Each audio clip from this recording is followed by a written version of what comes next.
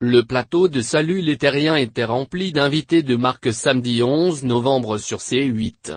Thierry Ardisson avait ainsi pu réunir autour de sa table le chanteur Sel, venu présenter son 10e album, le mannequin et relookeuse préféré des Français Christina Cordula, le youtubeur Skeezy, qui totalise quelques 9 millions d'abonnés, et, en pièce maîtresse, Karl Lagerfeld.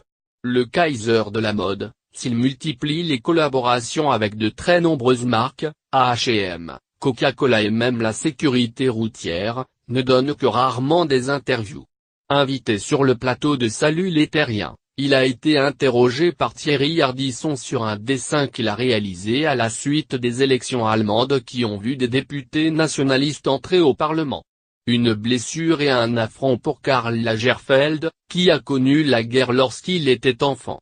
J'ai failli faire une attaque de rage. En 1931, ils avaient quelques députés, ils en avaient pas avant et quelques années après ils avaient tout, et le Bundestag s'appelait le Reichstag et j'ai pas envie que ça s'appelle comme ça de nouveau, a pesté le couturier. Karl Lagerfeld, qui dit avoir honte pour l'Allemagne et pour lui-même, regrette que la chancelière allemande ait ouvert les portes de son pays aux réfugiés. Elle qui en avait déjà des millions, qui sont très bien intégrés, elle avait pas besoin de se taper 1 million en plus pour se donner une image charmante après l'image de marâtre qu'elle s'était donnée pendant la crise grecque, s'agace Karl Lagerfeld. Mais c'est la suite de son discours qui va créer le malaise sur le plateau. On ne peut pas tuer des millions de juifs pour faire venir des millions de leurs pires ennemis après, a poursuivi le couturier, créant une gêne palpable sur le plateau.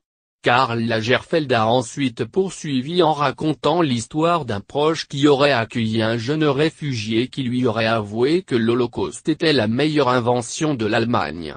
Je peux vous dire que dans la minute, il était dehors.